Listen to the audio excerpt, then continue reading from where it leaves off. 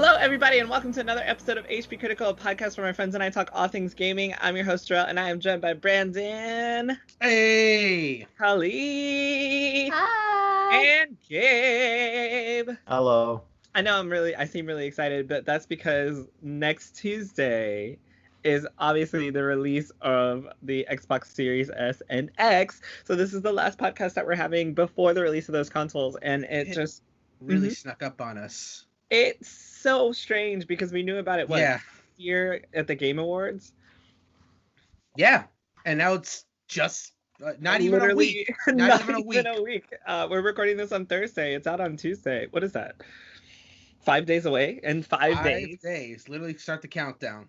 Yeah, so in 5 days, hopefully, one of us will have some hands-on time, hopefully with an Xbox Series S or X. Who knows? We'll see what happens. But hopefully one of us will have some hands-on time and be able to talk to everyone about it next week when we record, which is next Thursday, which is the release of the PS5. So it's going to be real crazy. Can't wait to get my hands on one of those. But before I go into all that stuff, how are you guys feeling today?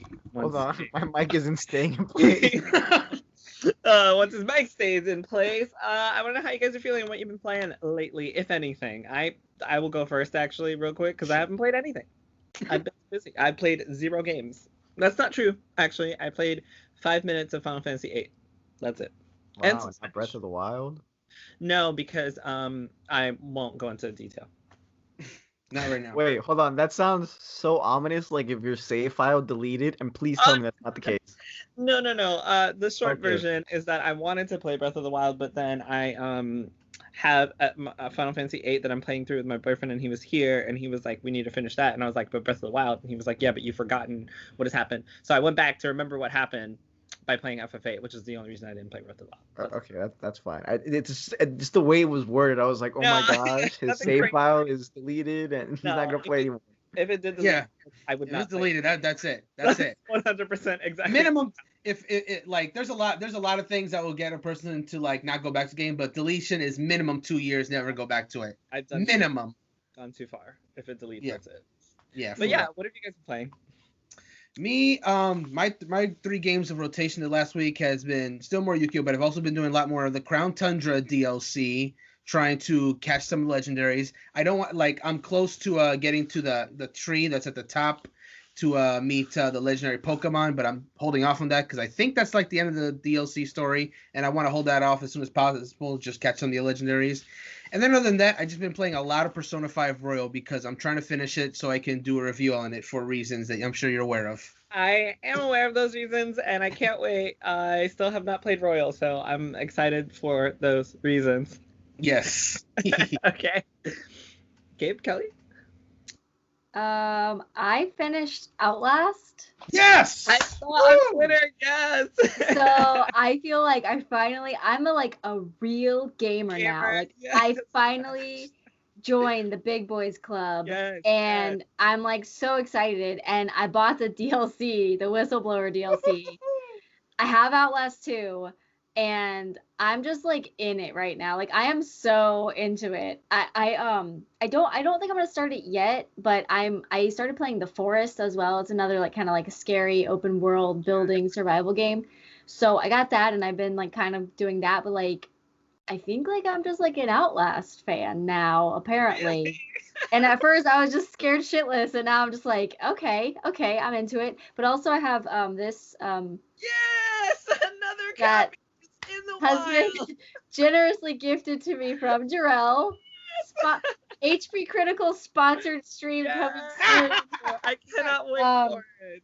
Maybe we'll do Final Fantasy Fridays or something. Oh my god. I love it. I love The name is but yeah, so that's what I got going on. It's been a lot. It's been a lot.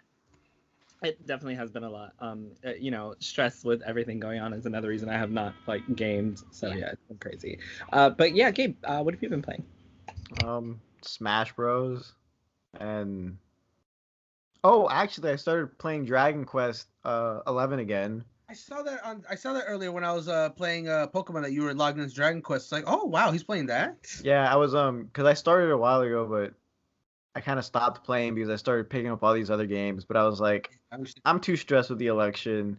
I don't want to play a game that like completely takes my attention away. Like the other day, I tried playing Warzone while having I think it was CNN on. It was right next to my screens, whatever, and I'm playing. And at one point, I think I spent like 3 minutes camping in one spot because I was looking at CNN. Wow. And I was like, you know what? I'm not gonna do this. I need results soon, so I can go back to my games. I did, however, I was like, you know what? I'm gonna take a trick out of when I played with Kellie and Jerel, and I'm gonna use my own loadout.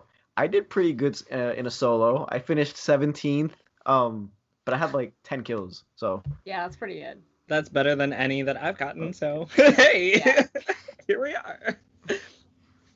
Yeah, no, stress, election stress, and working and craziness, and everything has just been wild. So I'm so excited to come back to talk to you guys every Thursday. It's always a. Why do we have to work on election week? What is that? I don't understand. I don't understand. They told me that I was supposed to be off, and then they texted me the morning of the election. They were like, "Hey, can you come in?" And I was like, "Oh, fuck, sure." Only because I have the best business operations manager who gave me the week off next week.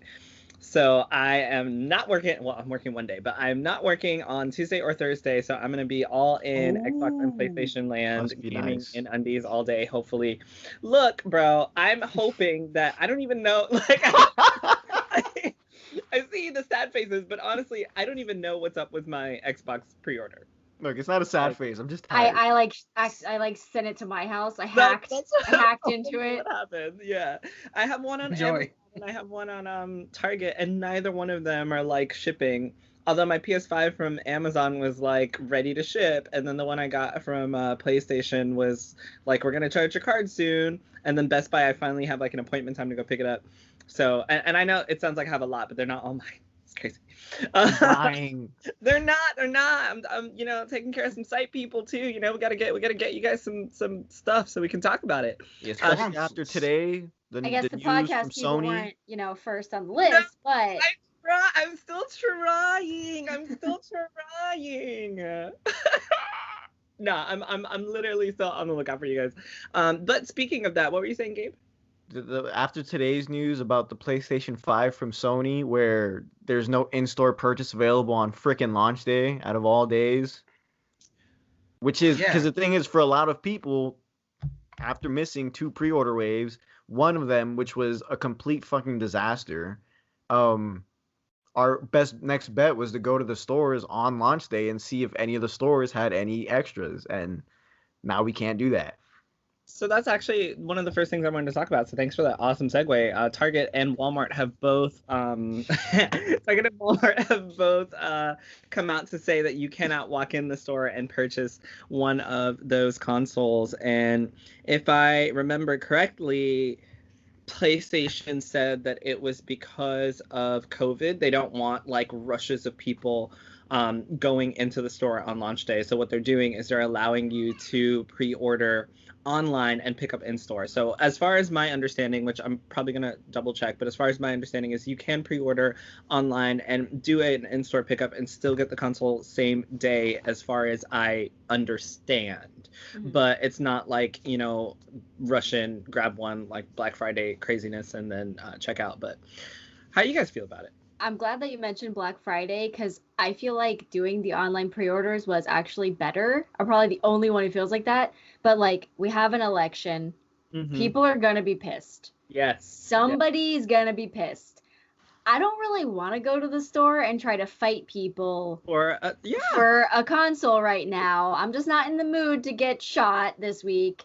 So I think that doing it online, it's actually kind of better. And especially like people get killed on Black Friday. Like it's already November. Like people are already starting Black Friday sales. I think Walmart's already starting. So like that's fine as well. We're already getting to like that crazy like Black Friday holiday shopping frenzy that people just start acting crazy, plus the election, plus daylight savings. I think it's going to be safer. Oh, plus COVID, of course, the pandemic globally.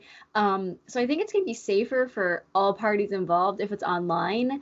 I am afraid of bots possibly buying them up still, but at the same time, like I said, I feel probably safer trying to buy one online, they get trampled by crowds trying to bust down the door to get into Walmart or Target or wherever to get a new console. Yeah, it's funny because we're on opposite parts of the spectrum there. Because Gabe does want to fight the old ladies. Especially. Yeah, I feel like because of the stress that's been building up, I have no problem hitting someone in the face when they try and give me some attitude. Gabe, PS5. Your determination to knock down that little kid that was getting the PS5 is well documented, my friends. Well documented. Exactly. If the kid gets assaulted, he's gonna the cops are gonna come to his house. Gabe is literally gonna be arrested, and I'm gonna be like, bro, we don't have enough money to bail you out. Like, why do you do this? That's okay. Cause see, I'll be serving my time knowing there's a PS5 waiting for me, as opposed to serving my time. Exactly, and then you're not even gonna be able to play. Like, this is the dumbest thing. It's the thought. It's the thought. Let him have. I just need the serotonin of owning a PS5 that course through my veins. Yes. As someone who has worked in retail before, that is still, that's managed retail. I feel for everyone that works at a Target and a Best Buy on, Black Friday, and anyone who works at a Target or a Best Buy during COVID, on Black Friday during an election where people don't want to wear masks, and then they want to wear masks that, say pro-Trump or pro-Biden, and then they want to, argue with you, and then they want to fight over a PlayStation, and I just want to work and go home, Gonna be going home with a pro-black eye or something. Yeah, because of Gabe. But I'm reading the article, and it doesn't say anything about ordering online same day and being able to pick it up. Oh, see, that's why I said I'm under the assumption. But there's also, but I mean, it's a good assumption because there's also nothing saying that, oh, yeah, you can't do that. Which, again, if they don't let us do that, I will. No, let me not say this on air because it's going to be held against me. I do know that, I don't think I have it here, but I do know that Walmart said the same thing. But even in Target's ad for both, and it's not just for the PlayStation 5. It's for Xbox as well. These stores are, I don't know if it's I know that Sony did come out and say it, I believe in a tweet, but I don't know if Xbox has said anything. But I'm looking at the Target ad now, and it says purchase online only for the Xbox and the PS5 to ship or pick up through order pickup and drive up. So I'm assuming that if they do have it in store and you order early enough, you will be able to do, curbside pickup. Or maybe honestly, Best Buy, I think, is doing it best, where they allow for, they're opening at 6 a.m. and they're allowing for, well, they're not opening at 6 a.m., but you'll be able to pick up your console at 6 a.m. and you can schedule an appointment time. That way you just drive up, grab it by yourself, walk out. So I think that's probably one of the best ways to handle this type of situation, because, I mean, we're technically still staying home because of COVID, lots of mail-in ballots because people don't want to go out, as they should not want to go out. Stay home as much as you can if you can. So this is probably the safest way to do it. I'm sure it sucks because I too was expecting to be able to walk into, honestly, what I wanted to do was go into GameStop on launch day and try to grab one. GameStop hasn't said anything about this though, so I don't know if they're gonna have some in stock at the time, but I really wanted to go into GameStop and see if I could trade in my current console and save some money. But Brandon, did you want to throw in on this one? Only to say really that regardless of whether I got a pre-order or not, I've seen a few console launches get ugly, and if I could tell you that if I didn't get a pre-order, I would just be resigned to well, then I'll just wait until I can get one easily, because I don't fighting the people to go. I always joke that I do, but anyone that knows me knows I'm really not about that action. I'll just actually just wait and not die or kill someone else. That's not my jam, so to speak. Lover, not a fighter. Thank you. I don't want to fight people. I ain't trying to fight nobody. I will, but I don't want to. I don't. Right. I just want to be able to pick shit and go home and play it all day. Leave me alone. Speaking of, this is just off topic, but I do want to ask you guys, if you were to get a PlayStation 5 or an Xbox Series X or S on launch day, what would be the first game that you played? Demon Souls. Yeah. What I was gonna say was I saw some reviews, and everyone was saying that the Astro game that's supposed to be built in with the PS5. So technically that one first, because everyone is saying that that's your pretty much it's your pack-in game. So of course it's showing you all the new features of the PlayStation 5. So that, but besides that, I mean, Miles Morales, man. After okay, cool. So this is what the PS5 can do. I'm booting up Spider-Man, man. That's it. That's 100% it. Yeah, definitely. Kelly, what would you be your first game? If I get a console, Mm-hmm. I might not, but I will be playing Black Ops Cold War. I've been waiting for a new Black Ops game for a while. Black Ops is my favorite out of Modern Warfare and Black Ops for like a while, like since the first one. So yeah, Black Ops Cold War, I want that zombies mode. It's all I care about. And to be honest, the thing is that, okay, I wanted an Xbox. I still do. I love you, Microsoft. Okay. But like the PS5 has this mode, has dibs on that mode. What is it called? Damn it. It's a zombies mode. I know which one you're talking about too. Yes. And I don't know the name, but I know what you're talking about. Yeah, they have dibs on a zombies mode for a full year before Xbox. That's right. They did say that. Oh my god, yes. yeah. So a full year of, oh god, it's something. Now I have to, whatever. This is different. But, yeah. This is different, if I'm not mistaken, from what they usually do, which is like we get like maps and stuff early on PlayStation. Like we've never gotten like a full mode early, right? As far as I don't think so, but to be honest, they didn't really have zombies different modes until even the most recent one. Like there was always like zombies, okay, and now they have like the Gauntlet, which is like rules and stuff. They had like a couple of different zombies modes that were introduced, but that would be what I'm first playing. And to be honest, it's tempting to get the PS5 for that. Like I already have. Get it for $400. I know, but I don't want the digital one. Oh, just kidding. Or do I? I don't know. I don't know. I don't know. Whatever I can get is what I'm getting. At this point, yeah.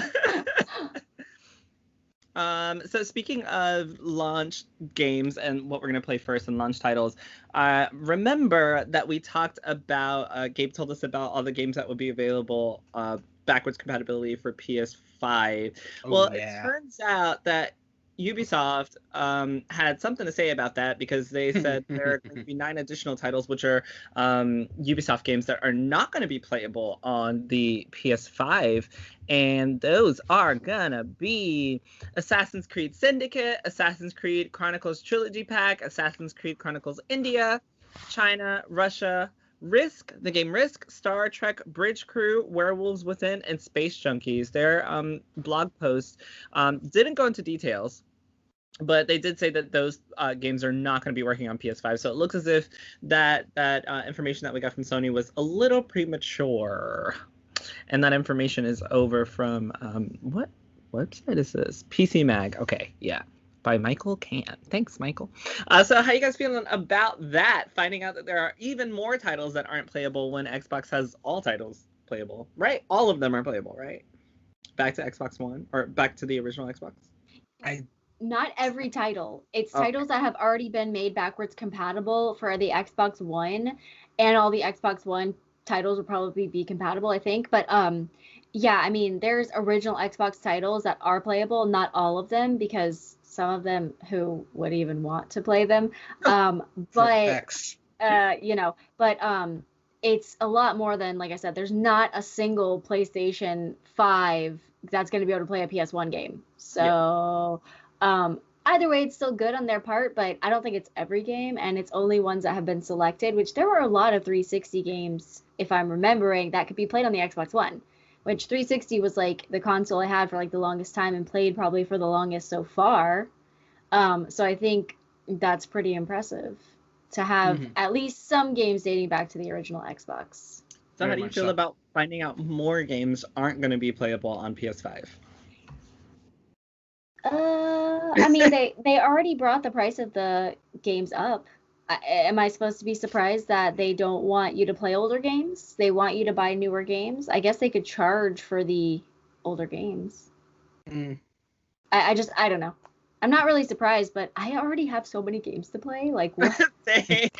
Like, I have games that are unopened. Same. Literal same. I have one right here, the Final Fantasy, unopened, yes. Brand new. It's been I asked you guys' opinion because, you know, I am not surprised either. Like, yeah, they said that it was only going to be those 7 games before, was it? And then it's something like that, yeah. Mm-hmm. So like, it's almost 20 games now that aren't backwards compatible, but the PlayStation 4's library is really big and it's full of really great titles. So like, I'm not gonna cry over Assassin's Creed China because I can also play that game on another platform, or I can still play it on my PS4. So it's not that big of a deal to me. But some people who believe that backwards compatibility is huge, and we've been told one thing only to find out, a week before console release something else. It can be a little difficult for some people to handle. Mm-hmm. But that's me. Well, what I was gonna say, my opinion on this subject is, the fact that these came out did come out like a week before is just a little bit of a sucker punch, and it makes me hopeful that this is the last of it, because I mean we were pretty much all in agreement that like the last games that they had announced that wouldn't be backwards compatible from PS4, there wasn't really anything of note there that was really being lost, excluding maybe Shadow Complex, but even that's like not a huge deal. With the the Ubisoft games that are like not being included, Syndicate I think is the only one that I think was like of significance in that list. I mean, there's the other Chronicles games, but like those have more of a cult following. Like the mainline Assassin's Creed games definitely have a large following. I'm sure if any of those mainline ones would have been excluded from that list, there would have been some people that would have been upset. Yeah. So Syndicate is like the only one that I think was like a mainline one that's like I think not being included in that. And the funny thing about Syndicate, that was like I think that was the first Assassin's Creed game that was like there. Which one is that? There it is, Syndicate. This is I've never played this game. I literally own it and I've never played it. Hey, now I can't play it. Oh, now I can't play it on PS5. Never mind. Yeah, and that's actually Syndicate was like a big deal. People love Syndicates, so like the fact that that's not backwards, I don't know. But like, I mean, it's surprising that Syndicate is like the only one. Makes me think that they'll do like they'll just make a dedicated port for it at some point. That's a big loss, I think. Maybe the same thing for the Chronicles games too. It's scummy. It's very scummy, but like Syndicate, a lot of people really like Syndicate. I can't see them dropping it. I don't think it's scummy. I honestly think that it was just a situation where they planned on making it happen, and so PlayStation announced what they thought was going to happen, and then for some reason they couldn't make it happen. I could see that, but make it happen. Like they probably could have, but maybe it is scummy and they didn't. But when we get a PS5, we're able to put our PS4 disc into the PS5 and play the game. So like, why is it that this one game here I can't just pop in and play like I can do all the others? I don't know. Yeah, it's weird too, because like, when Sony made that announcement, they seemed pretty confident that those are the only ones. And obviously they would have had to have tried the bigger games first. Assassin's Creed is pretty damn big. So for Syndicate to just like them realize to just not be there, that's kind of an oversight in my opinion. Like maybe they just tried like all the other Assassin's Creed except Syndicate. And I was like, well, all of these work, so Syndicate has to work right. That's when you put me on the job and I'm tired, and they're like, bro, I tested like 360 PlayStation games this week. I just need a nap.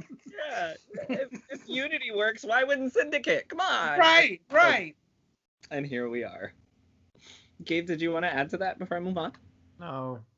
Nope, doesn't. So something else that happened, speaking of games that are not playable on next gen, the Xbox Series X launch window title, The Ascent, was pushed back to 2021. So not only is Halo Infinite one of the launch titles that isn't going to be on the Xbox Series X or S, The Ascent is also one of the launch titles that's not going to be there. And, we have obviously delays of a bunch of other games because of COVID or whatever.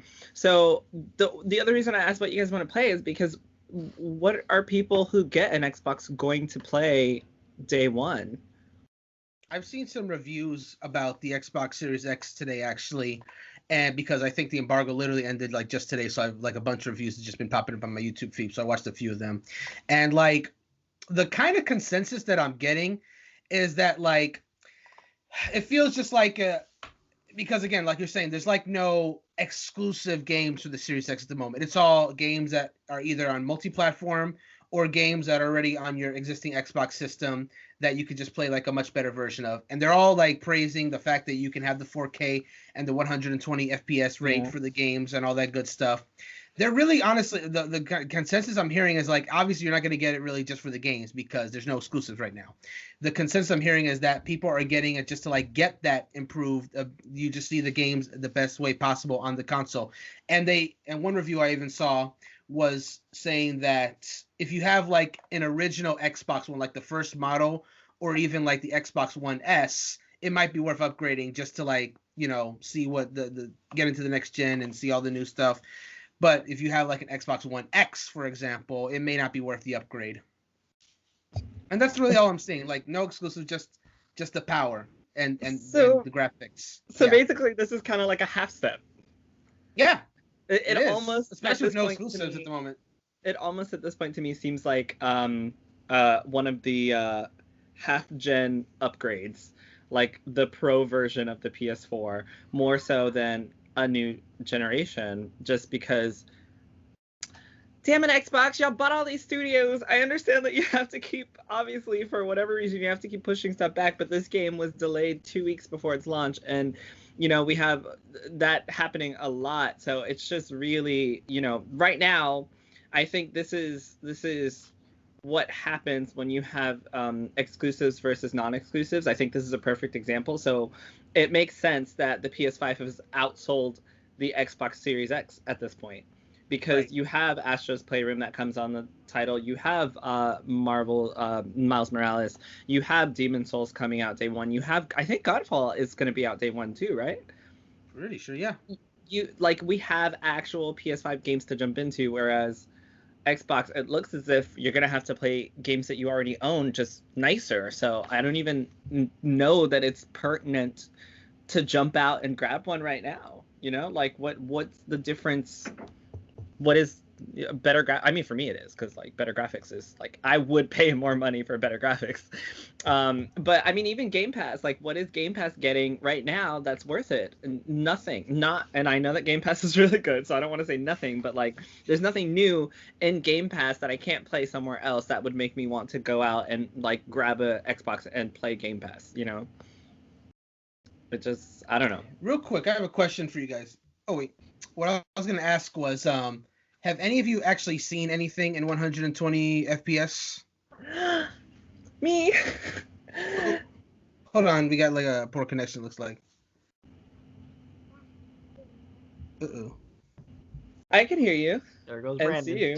I mean, we can hear and see, or I can hear and see you. Yeah, I can hear and see you too. It might just be I'm hearing like everything garbled and no one's moving on my screen. Ay, perito no bueno. Do you speak Spanish? I always speak Spanish when you're not around. That's offensive. Only because I'm embarrassed that I'm gonna say something wrong. Bro. And then you call me out. I can't speak Spanish that good either. It's okay. We can practice together. No, well, that's not what I recommended. Wow. Wow. Yeah. Okay. I mean, everything looks good on my end now if we want to continue. All right, hold on. You see me doing squiggly arms? Yes, I see squiggly arms. I see it All clearly. right. Cool. So the question I couldn't hear when I asked the question. Has anyone actually seen anything in 120 FPS? I have. Yeah. Everyone has. So far, I've never seen 120 FPS in gaming. The first time I saw 120 FPS was, have any of you seen the movie Gemini Man with Will Smith? No. So in my local theater, yeah, a lot of people didn't. Like not a big surprise. But like in my the only reason I went to go see it was because in my local theater, which is at AMC, they have the Dolby Vision, and they had a version of it that was at 120 FPS and like ultra 3D and all that stuff. I was like, 120 FPS? I've never seen a movie like that. I gotta see this just for the experience. The movie itself was okay. It wasn't bad. It was just okay. But the frames, I was just looking at the movie. I was like, oh my God, what is this? I've never seen anything like this. So if Xbox Series X games look like that, like, oh my goodness, I can't even imagine, because it's incredible looking at that for your first time. I'm gonna complain a little bit. What's up? Wait, I want to say a joke first. Oh, go ahead. Okay. No, never mind, because I had to say I want to say a joke, and now it's not going to be funny, not even to me. Go ahead. Just throw it in later. We'll never see it coming. Yeah. I actually am in a little bit of a predicament because I am a graphics whore. So my TV has much better latency when it's on game mode. Like I don't have lag issues or whatever, or latency issues, excuse me. But recently I've switched over to the graphics mode instead of the game mode, and everything looks so much better. So I'm in a horrible spot because I don't have HDMI 2.1, and I just bought another TV this year.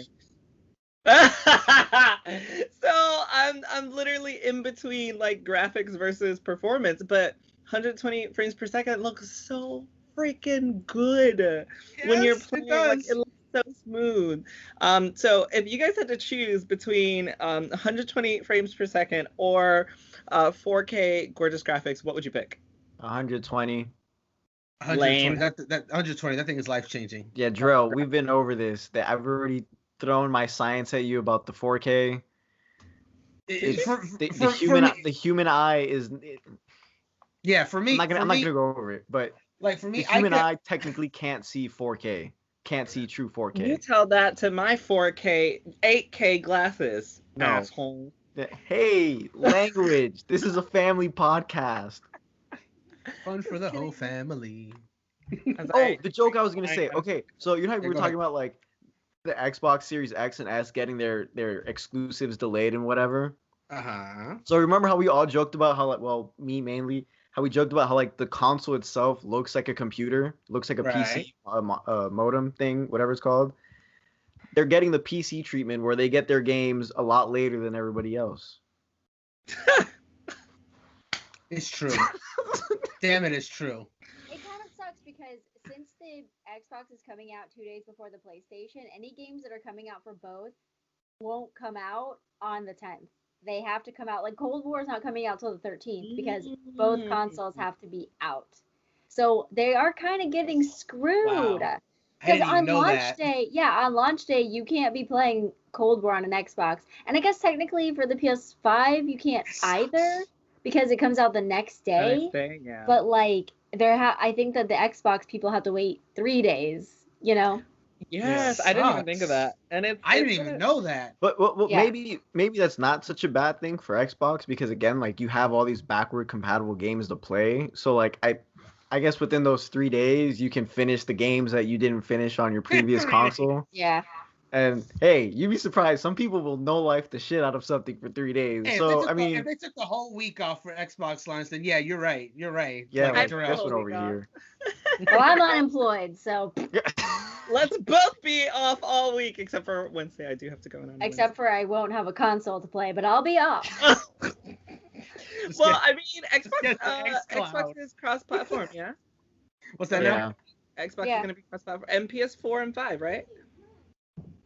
Yeah. Is it? Yes, yeah. So we can just play more shit while you're off. We can just play a week. So now I'm not be like, let's go. I don't. Yeah. Now when no one plays with Jerel, he's really gonna be like, all right, these guys don't like me. That's what it is. Nah, I'm literally gonna be playing Breath of the Wild still. I have until November 22nd. I don't even know if I can actually afford PS5 games right now because like there's $70, and I really want to get the headphones and everything. So I don't even know what's gonna happen. Oh yeah, get the headphones and let us know if it's worth the buy or not. Cause I will pick them up with one of my many credit cards because credit is magical. Kids, don't listen to him. Don't use your credit cards this much. Yes. Yes, all the kids that are listening to this podcast, because this is a family podcast, don't listen to Jerel. Literally, don't listen to me. Don't use your credit cards for bad, like I'm about to do, and buy a bunch of stuff. So speaking of, once again, the Series X, only 364 gigabytes of the Xbox Series S 512 gigabyte SSD is actually going to be usable. And I remember that I talked mad shit about Nintendo last week for the 32 gigabytes, and I was talking about how I get 512 for $300, the same price. Well, apparently I'm only getting 364, which is still miles better than 32. But when you have an all-digital console and these games are not compressed very well, that seems like you have so little to work with, because that's only a few games. And the worst part, and if I'm not mistaken, the worst part is that you're still going to have to buy a external drive or external hard drive that comes from Seagate or Microsoft, because as far as I'm aware, those are the only ones that are going to work. So if you buy the Series S for $300 and then you spend $130 on 1 terabyte of storage, you might as well just pop up to the Series X, no? That's what I'm thinking, honestly, because especially since it's a digital system, you have to download games. Again, unless you're getting your Series S explicitly for Game Pass, in which case you would download the game and delete it anyway, then that's not a big deal. But if you're planning to keep those games, then I 100% agree, especially if the Series X has more storage, which it should. Who downloads one game? Me. No. Well, here's the thing. Like, you'll download. I had to on the PS4. No, but like on Game Pass, like if you have Game Pass, I'm sure you're gonna scroll through, find everything you want, click download, and play as you go. Yeah. Like unless you're really just gonna have all of Game Pass and download one game at a time. You never know. Or three games at a time. Like what I could see someone who is getting a Series S and staunchly avoiding getting a Seagate expansion, just literally downloading up to their capacity and then be like, okay, I'll work on these games and then I'll move on to the next ones. Yeah. I mean, that's what you just have to do. I think it's funny though, because Jerel last week was talking about how it was such a good thing that they made the Series S so affordable, and it was like, oh, like, no, I'm not taking a jive at you, but like I think like again, we've known about these consoles for a while, but we're starting to find out the exact facts the closer we get to launch days, and to me that feels like a low blow. Like, you advertise, here we're giving you the Xbox X, and your main sacrifice is going to be graphics. So we're going to give you the S. It's a lot more affordable. It's what, it's $300, right? Mm-hmm. Yeah, it's $300. It's still a very powerful console. And then all of a sudden, oh yeah, but you realistically can only use about, 364 gigabytes of the memory of the hard drive that's in there. And the only way you're going to get more memory is if you buy our specific hard drives, which cost as much as another console. So, again, I'm not an Xbox guy, but from the outside looking in, that's kind of a really grimy move. And again, it's something we've talked about the past couple of weeks. A lot of these games nowadays, they take up a lot of storage. So 364, it sounds like a big number, but realistically, it's not. So I think that's a low blow. And now that makes me a little scared when the PS5, the digital edition, comes out, that they're gonna be like, oh yeah, you can only use this amount, and it's not gonna be a very big amount of memory. Yeah, no, I definitely think that instead of why are they even advertised at 512 then? I think what they should do is whatever system, like whatever parts of the system, obviously it's got to be the operating system or something that the Xbox is running in the background is taking up all of that space. Why don't they just make it 600 gigs, use the extra over 512 to run the system processes? I don't know why they haven't done that. Like, I don't expect my Xbox next gen to have less storage than my first gen PS4. Mm-hmm. Technically, yeah. that is disgusting. Yeah, and I couldn't even use the whole 500 gigs on the PS4 either. You never can use it all, which I don't understand. Like I said, if they just added like 16 more gigabytes, you could. Yeah. But like, I don't know. That really, I do think that's a grimy move. They probably want to push people into getting the Series X instead of the S. But like 364 versus 512, I mean, that's a huge difference. That's a lot. Yeah. That's an entire game. How crazy is this operating system? Like, what is on there? The article on Destructoid did say that 12% of the SSD is just operating system. But I completely agree with you. Yeah.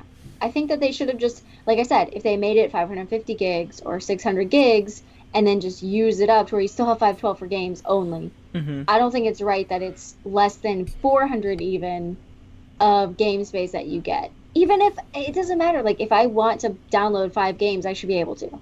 Yeah. 5 games is not asking too much. I agree. It's a digital console. But it is $300.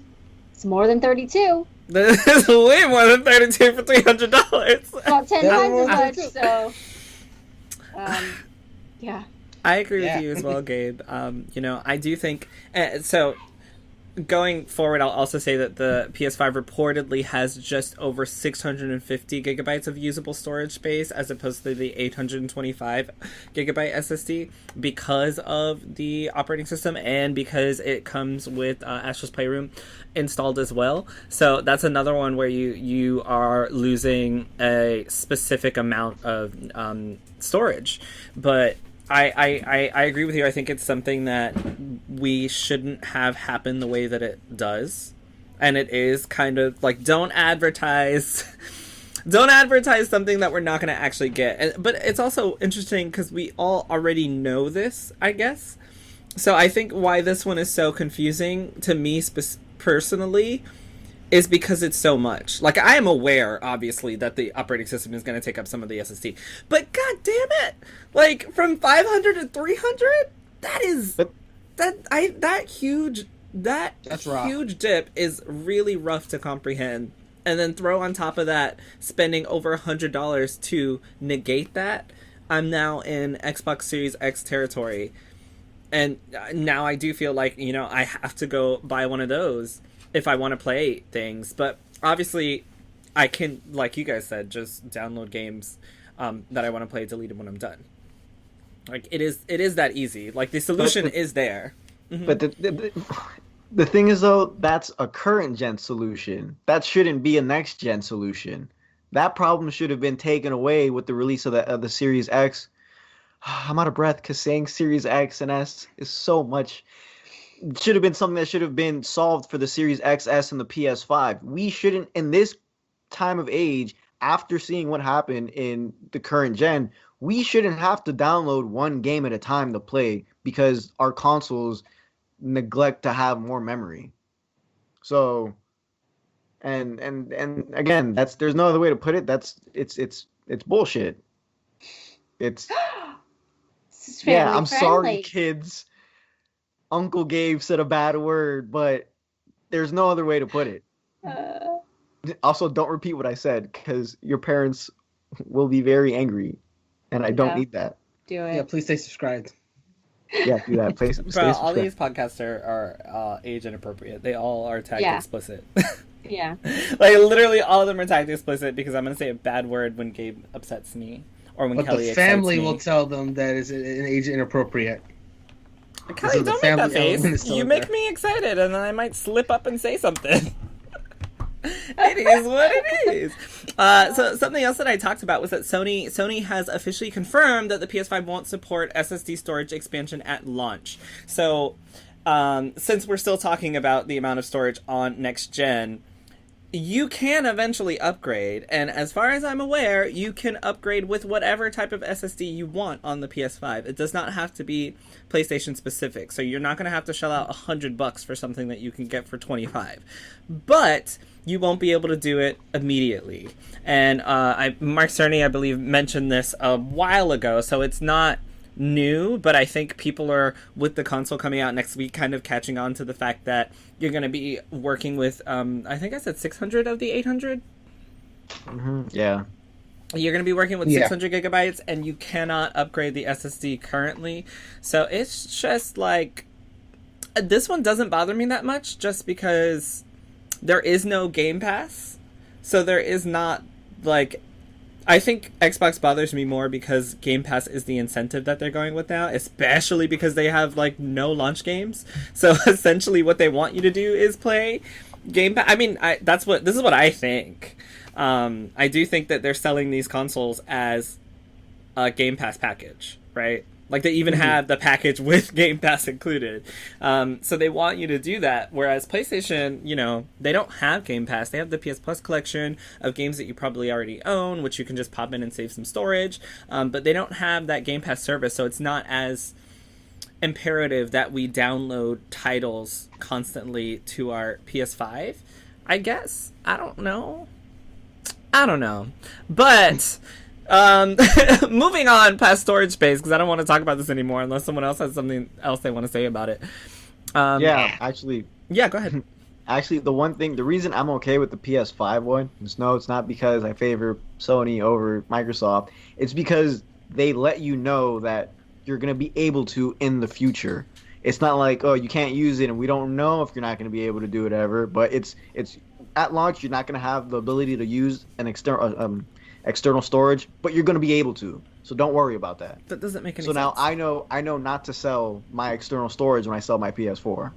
That doesn't make any sense because Xbox, we know that they have external storage that we can use at launch.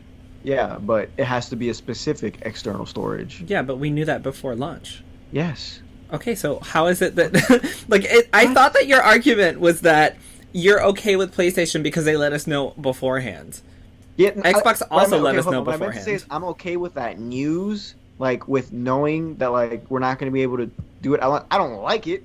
I think it's stupid. I still think we need more memory, but it's not one of those things where like, oh, you can't use the SSD storage and then you're left wondering what the hell is going to happen. It's that like, okay, they didn't release it at launch, but I'm going to be able to do it eventually.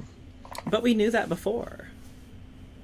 I don't understand. I feel like what you're saying is that you're okay with PlayStation because they're allowing us to do it, but you're not okay with Xbox because they're forcing us to use one thing. But we knew beforehand that Xbox was going to force us to use the Seagate terabyte. It's the same thing. Both companies are not allowing us to do something on one end or another. You're just saying PlayStation is okay because they let us know beforehand, but Xbox also let us know beforehand. He's dead. Just move on. He doesn't go anymore. Yeah. We don't have any more room for this storage conversation. All right. Well, we don't have any more. My brain has ran out of storage for this storage. Gosh. All right. Well, I'm glad that we all had a variation of that joke. I appreciate it. I'm gonna try to bring you back with some Demon Souls information. So, Demon Souls is gonna have over 180 game help videos directly built into its game for PS5. So as we've seen before on the PS5, they have the cards that allow you to get game help, and these game help cards will essentially allow you to not have to stop a game and go to a website, look up a walkthrough, look up how to figure something out, possibly spoil yourself. Oh my gosh! Or sit through some YouTube video to try to find a section of a game to see how it works. Instead, you can just pull up the game card, pop it in picture, and play along with it. Demon Souls on PS5 is going to have over 180 video game help videos built into its system for PS5. Demon Souls is essentially one of those really hard games that you just got to play and get good at until you beat it. It's not an easy game. So how do you guys feel about hard games essentially showing you how to beat them? So I'm gonna just summarize everything I feel about this in a statement. So there's 100% someone who's going to buy Demon Souls with their PS5, play the game, and be so trash at the game that they're going to have to use all 180 of those videos to clear the game. And to that person, I say, that one that has to use all 180 videos just to finish the game. That's you know what? No. I say this with no malice whatsoever. Good for you, because you finished the game that probably wasn't meant for you, but you went against the odds and beat it anyway. So this is a preemptive applause to whoever finishes the game and uses all 180 videos. That's my only thought on it. Okay. I'm done. Gabe? Kelly, sorry. Let Kelly go. No, I really like the fact that they're doing it. I kind of think that pretty much all games should be inclusive. Of course, if it's mature content, I don't think children should be in that. But yeah. I think that all games should be inclusive. I think that we know now that it's a lot of disabled people play games. Mm-hmm. Maybe they would need help videos more. I'm just saying, I like that it's inclusive. I would never play Demon Souls because it is so hard. I don't think a walkthrough is really going to help me that much. I think it's just frustrating. You're still going to die. But I think that it's, very inclusive to have that. And I think that it's kind of important right now. Everyone should be able to play games. Everyone should be able to play the games that they like. There should be difficulty settings that would help everyone. I guess it does probably, to some people, take some of the merit out of completing a game, but so would be playing on easy. I beat Outlast on normal. I didn't try Nightmare. I don't plan to ever. Yeah. And I usually play, scary games on probably easy or normal, whatever the lowest setting is. I'm gonna play it, but I still did it. I still deserve to be able to play that game. Yes. And I think the same is true with Demon Souls. I think that it's more inclusive that way.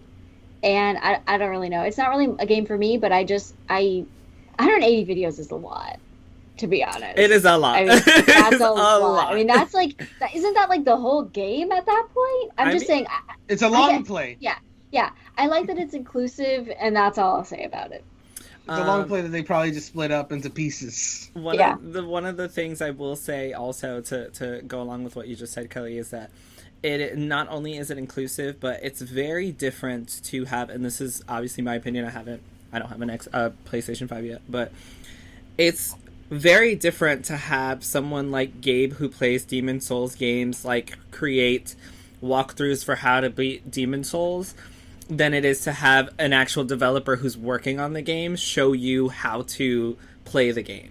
So I think because of that specifically, because it's coming from, within the people creating the game, I think it's going to be a much different experience. So, like, if it's hard for me and I watch someone else do it and I can't get it the way that they do it, someone who developed this game is going to have maybe those 180 videos are different ways to do the same thing. But that person is going to have some insight that obviously Gabe might not have because he didn't develop the game. But at the same time, but at the same time, he might have, a different way or some different insight that he could upload that I can watch. And so I think obviously the best part about it is the option to not only get it from, friends or YouTube or, some other website or anyone else, but to also get it from the people who made the game, I think is a really big deal because it's like, it's turning game guides into in-screen videos, and usually, game guides are written and, sourced out. They're not written by the developers who make the games, but, like, to have someone who's actually behind the scenes in Demon Souls be like, we have 180 ways to help you because you suck. Like, and we made this game, so we know how hard it is. So let us help you out. I think that's such a great thing. Like, I know, like you said, it can take the merit out of it a bit, but I don't give a fuck. I just want to finish. Oh, excuse me. I don't give a crap. I just want to finish the game. Like, oh no, all of our audience is mature. Oh, okay. And I do also think that it's a great way to get people to play more games that they wouldn't necessarily play. I am only getting Demon Souls because it's new on PS5 and everybody's talking about it. But I also know that I suck. So this makes me feel better about going to drop $70 because I'm like, okay, well, I might finally be able to finish a freaking Demon Souls, like Bloodborne Demon Souls, like a Souls game. I might actually be able to play one because there's 180 ways to help me out. So why not try it, Try it out. I wouldn't suggest trying something for $70 though, because that's a lot of money for a test. But it's a great incentive to know that it's there. I'm done. I just want to say I'm so glad you guys talked before I did because my initial reaction was to say something mean, but you guys say it.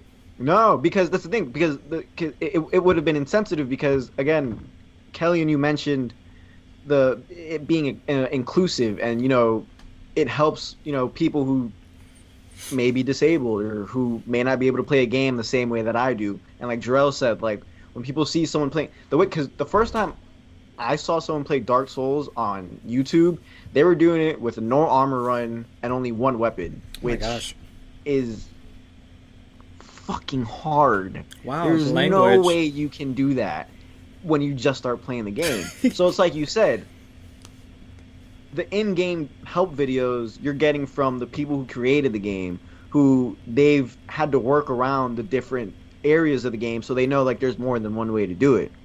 Because my initial reaction was gonna be like, look, if you got to play Demon Souls with 180 game help videos, you're not embracing Demon Souls. The whole thing about Demon Souls and Dark Souls is get good.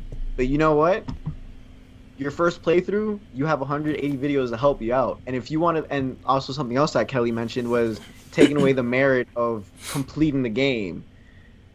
One of the cool things about the Souls thing, the Souls series, is that like when you complete the game, it doesn't make you start another save file. You go right to the beginning of the game again.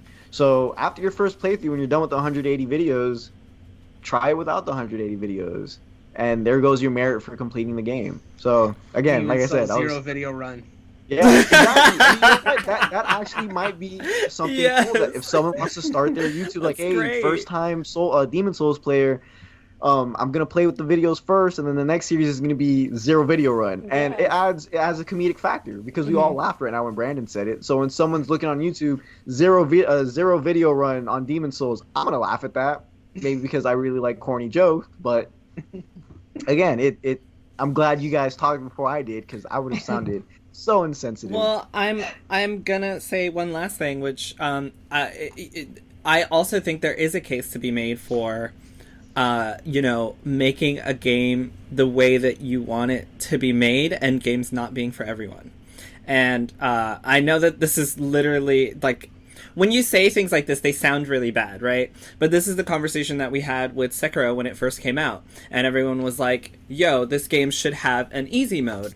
But if you're making a game and you know it's gonna be like Sekiro or Bloodborne or Demon Souls, so you are aware that this game is gonna be really hard, sometimes it's easier to just, like Kellie said, this isn't a game for her. She knows it's hard. It's not something she's gonna play. So she is not, she's not interested, and that's totally okay. So I think there are two sides to it. Like, it is okay to make a really hard game for people that like really hard games. It's okay to not, it's okay to do that, but obviously it's better to be inclusive. So I think there are definitely two sides to that conversation. So, like, I think it would have been okay for you to say, hey, I play Demon Souls, as long as you're not gatekeeping with the way that you're doing it, right? So, like, only hardcore fans get to play Demon Souls. Like, now it's not a real game because of these videos. Like, that's bullshit. Don't do that. But I do think it's okay to make a difficult game, and I'm gonna be like, okay, well, I'm just not gonna play your difficult game because I know that game is not for me. And even someone who is disabled can probably play Demon Souls better than I can on its hardest difficulty because they're able to. Yes, it is literally just because I suck. But I do think the merit from these videos is that now it allows for more people to reach that game. Like, I now have a chance. Like, before, I probably wouldn't have bought Demon Souls, right? I would have just watched other people. But now I'm like, oh, I actually can try for once to see if I can play a game on my own. Well, not on my own, obviously with help, but it allows for more people to be able to join your game without necessarily making it easier. Like, the game might still be hard, but here's help, but I still might suck. But the help is there. So I think I do think that there are definitely two sides to look at that conversation, but I also still do believe that being more inclusive is always better. But I also think that inclusion includes just leaving your game hard but having help with it. Like, that I think is a form of inclusion, because you're able to give people another opportunity to play your game. The only thing is, obviously this is going to be on a game by game basis, and we have absolutely no idea what games are going to add help videos and what games aren't. Whether those videos, like, they have 180, half of them might not even be helpful. Like, I might be stuck in the beginning, and they're probably just like, you can get past the first 5 enemies and I can't, so I need more help than they give. Like, who knows how much of this is actually going to be helpful and how much of it is not. Moving on.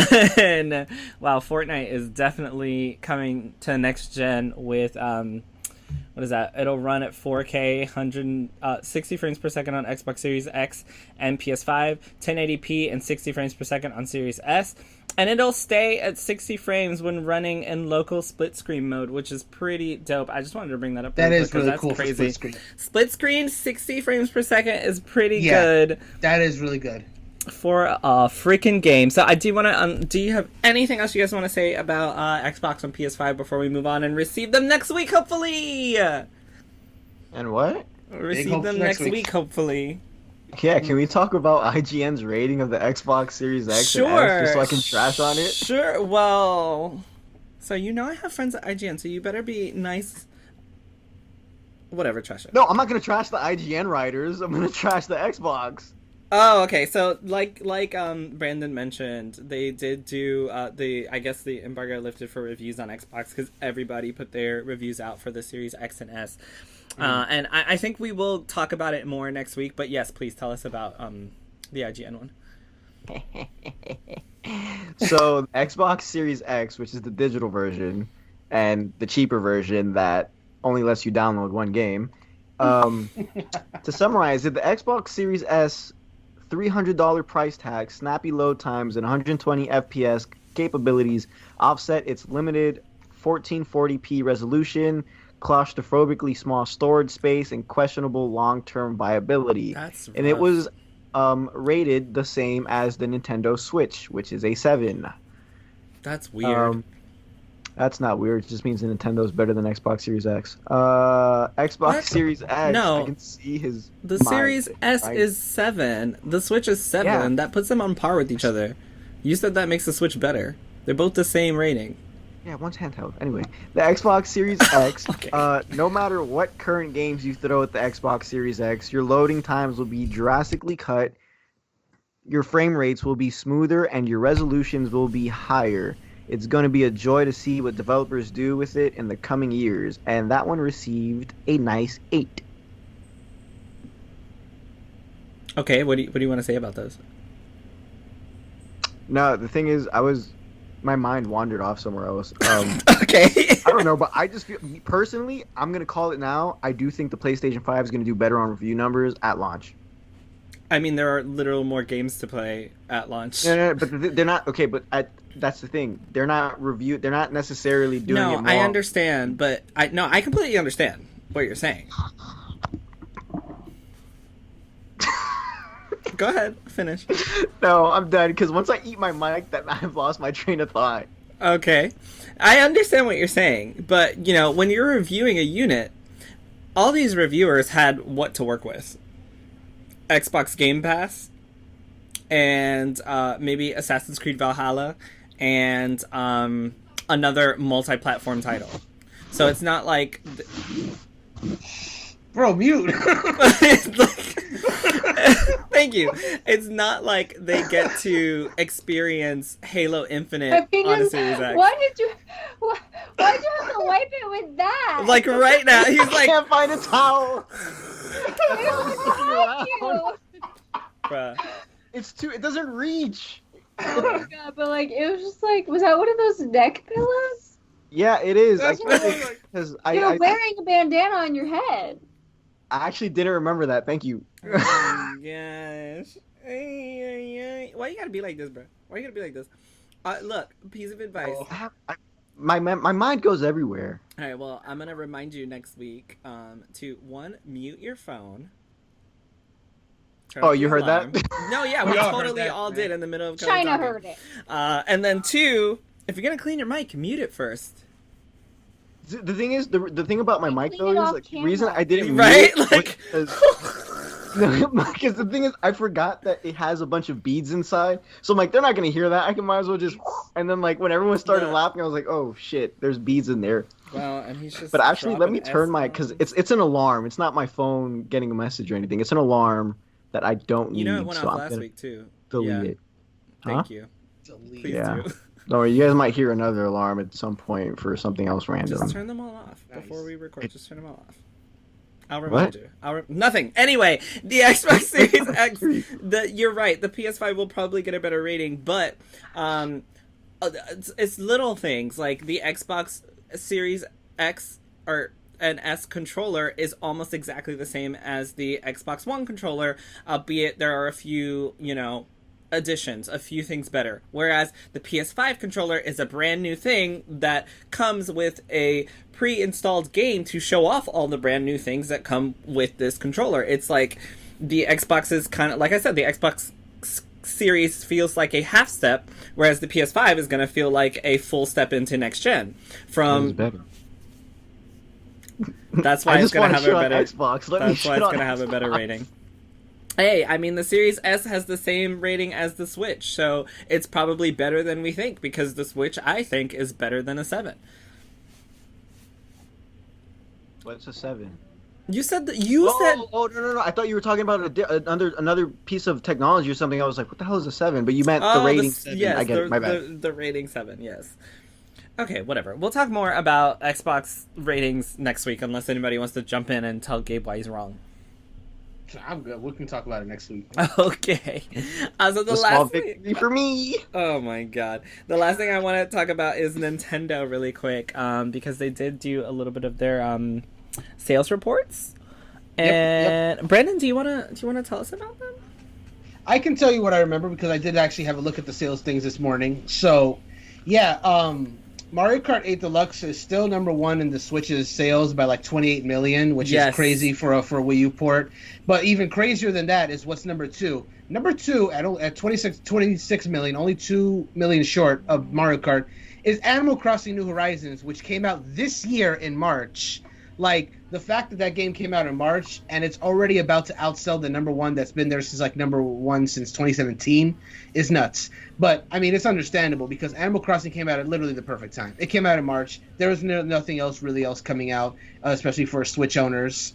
Question. What's up? Sorry, that means that in 7 or 8 months, Animal Crossing did almost as much as the highest selling Switch game in 3 years. Yes, sir. That's exactly what I just said. God dang. Okay. Yeah, Animal Crossing, like, if it keeps going at this rate, it's going to pass that soon. Like, I'd say give it the next quarter. Animal Crossing is going to be the number one selling Switch game on there. Number 3, I don't have the exact numbers for it, but it's Super Smash Brothers Ultimate, which I think, if don't quote me on this, but I think that one is at 18 million. 21 million. 21.10. Thank you. So yeah, so those are the top 3 at the moment. So it's doing pretty well. We also got a few numbers for the Switch's actual hardware sales. In the 3 years that it's been out, it's at like 65 million at the moment. So it's catching up really quick to the 3DS, which when it finally stopped support in 2019 was at 73 million. So, and the 3DS was being supported for 8 years? Yeah, 8 full years. And the Switch has only been out for 3. And it's about to catch up to that. So Switch is doing pretty hot, and I'm sure, again, especially this year, it did really well because people were stuck. They wanted a game that they could just relax and chill. A lot of people bought Switches for Animal Crossing. That contributed as well. I should point out. Yeah, especially that limited edition Animal Crossing one. Like that sold like hotcakes, and people, of course, bought Animal Crossing with it. So. And they started restocking that one, by the way, that Animal Crossing Switch. Yeah. It's the only one they had at Best Buy when I looked the other day. I was like, there's no way. People were trying to sell them for like $1,000. I was like, I hope you bastards lose all your money. Yes. Fast one, then Nintendo was like, here's some more. The other thing that stood out to me was the 3.5 million units of Super Mario 3D All-Stars that were sold in the first 4 weeks of its launch. Yes, that's also craziness. Is that game still available, or is it available? Yeah, it starts being available end of March 31st. March 31st, right? Yeah. Yes, that's the date. So do you guys think that that's why, or do you think it's just Mario nostalgia? Like, did Mario everyone try to nostalgia. grab it before it goes away? Well, that's part of it. Like, the fact that it's gonna go away is definitely part of it. People want to get it before it's gone. But no, Mario nostalgia is definitely a big part of it. It really is a really good deal because you're getting 3 well-reviewed Mario games in one package for the Switch. People have wanted them to be released individually, and so for them to come out in this collection is just like really good. I mean, obviously, of course, we can go on about how they could have made the collection a little better, but at the end of the day, you're getting 3 like very well-known Mario titles in one collection. So people see that, they want it. They especially want it on Switch. So there it goes. These numbers are like literally crazy, and I'm a say 2 things. The first one is that 5 million copies of Final Fantasy VII Remake were sold as of August. That's shit. Which was only a few months after its release, which is really great. But the reason I bring that up is because that was months after. This is literally 1 month after this thing is already sold. Literally half of that, or more than half of that, in 4 weeks, and they're both currently exclusives. So it's really interesting to see the power of nostalgia. Because a month's worth of that is just, what are you guys doing playing these games like that? That's crazy. Like 3.5 million copies sold in a month. I didn't even care about that game because I don't play Mario games, but like as a comparison, like that is FF7 Remake was a hotly anticipated title. And it's still only on PlayStation. But I also brought it up because I'm losing my train of thought a little bit. It was something on Xbox. Welcome to the Gabe effect. Damn it. What was it? Oh no, I don't remember, so I guess I'm just gonna move on. There's 5 million copies for FF7, which... Oh! Now I remember. It's Bethesda. Yes, Bethesda. I wanted to bring up the Bethesda and Xbox acquisition, Microsoft acquisition, because I think this is a really good argument, because I know sometimes people... There are two ways that this can go. People are either, yes, Bethesda's going to release all their games everywhere, because no matter where you buy it, it's going to be more money. But I think that, you know... it's not a Nintendo franchise, it's not Mario, but we're seeing that exclusives can push units on their own without the need to be sold as multi-platform titles, especially with the way. But I say that as a caveat because obviously Nintendo is Nintendo, right? Like they basically only do exclusives before the Switch. It was pretty much like Nintendo exclusive platform aside from a few titles. Obviously now everything is coming to Switch, but I think that, you know, Bethesda can definitely go both ways with Xbox, and I think that's very interesting. For sure. And I have nothing else for you guys. Is there anything you guys want to talk about before I ask how FF7 is going for Gabe really quickly? What about... Nah, never mind. I did forget something. Well, it's not... What? Were you going to talk about the release windows? Yes. Yeah. I totally forgot that. So since we're still speaking on Nintendo, they did release, they did talk about some of their release windows for a lot of their upcoming titles, which, and either of you can tell us about. Release windows?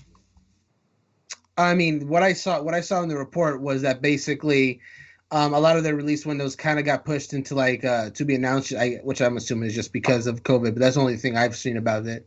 Unless you had something, Gabe? I was just gonna say I'm happy they're keeping a lot of their games, a lot of their bigger games, to be announced instead of giving us a year. Yeah. I think two of the examples, Metro Prime 4, which is a game people have been waiting for forever, and I feel so bad for Metroid fans, but you know, keeping the TBA there, not giving them a year, that's a good move. Breath of the Wild sequel, it says TBA, but we know we're gonna get a release date not a lot, but sooner rather than later, because when they were announcing Age of Calamity, they told us we pushed back another trailer or more information about Breath of the Wild 2 because we had to work on it a little bit more before showing whatever we had. So I'm digging the to be announces, honestly, especially with what's been going on lately with all these games being pushed back repeatedly, Cyberpunk, or games all of a sudden being pushed back a week or two before the release.